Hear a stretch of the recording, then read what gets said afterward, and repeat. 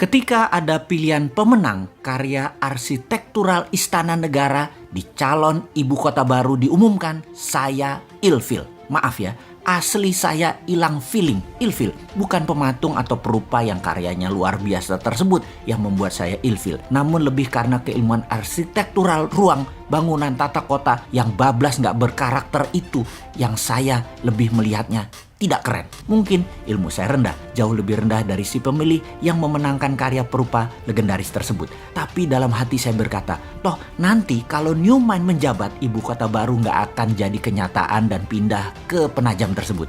Terlalu mahal, tidak efisien, pemborosan, dan tidak berdampak dalam ekonomi makro dan mikro memindahkan pusat pemerintahan ke daerah baru yang virgin tersebut. Saking perawannya, sampai-sampai nggak ada sejarah napak tilas wilayah tersebut yang pas untuk storytelling ke anak cucu akan rencana ke depan pantas ibu kota pusat pemerintahan itu berada di lokasi Penajam tersebut. Kalaupun ada, perlu jangka yang sangat panjang, bahkan banyak pengamat pertahanan yang berkomentar bahwa lokasi tersebut tidak memiliki kelayakan untuk dibuat ibu kota negara superpower, menggeser pusat pemerintahan ke arah wilayah yang defenseless atau sulit dijaga karena banyak infrastruktur pertahanan dan keamanan yang belum siap, membuat berbahaya ibu kota berada di lokasi tersebut. Jadi pastinya karya arsitektural tadi nggak akan dilanjutkan oleh New Mind kalau nanti berkuasa. Bener deh, kalau hanya membangun komplek perkantoran mungkin desain tadi masuk, namun membangun ibu kota, masa kayak membangun kota Alam Sutra, Serpong, BSD, Pantai Indah Kapuk,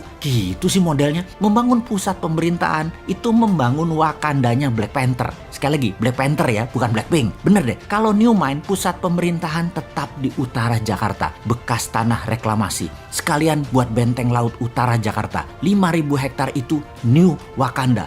Full teknologi, full digital, paperless, kontrol satelit, telekomunikasi jalur baru, e-rupiah, digital aset, dan banyak lagi ke depannya yang dunia pemerintahan butuhkan. The real e-government. Masa membangun ibu kota di abad 21 kayak membangun properti perumahan gitu sih? Hanya casing doang.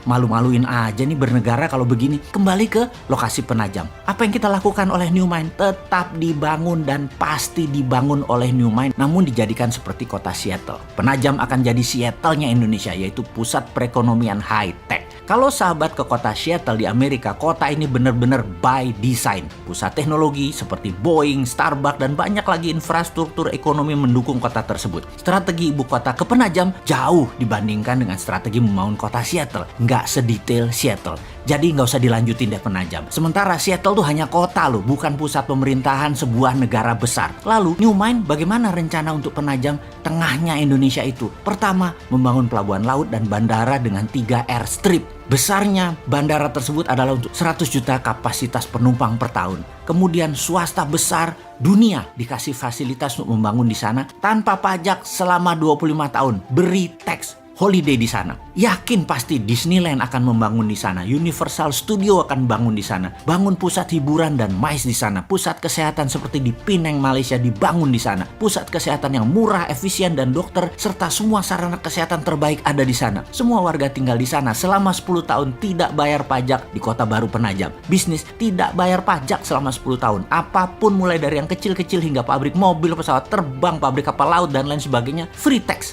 Berlaku e-rupiah di Penajam dan pendanaan lewat SWF e-rupiah printing money di Penajam. 2.000 triliun dibanjiri di Penajam dengan e-rupiah setiap tahunnya selama 15 tahun ke depan. Yakin pasti 2 juta populasi akan pindah dalam 5 tahun ini dan 10 juta populasi akan ada di 25 tahun dari sekarang. Indonesia di tahun 2045, Penajam adalah darlingnya Indonesia. Kemudian pusat pemerintahan di Pulau Reklamasi yang sekaligus membangun Great Giant Wall, dam laut untuk menahan banjir Jakarta serta pertahanan laut utara pusat pemerintahan tersebut. Di sana adalah e-government pertama di dunia dan e-rupiah pendanaannya. Aduh, jadi kangen masa depan.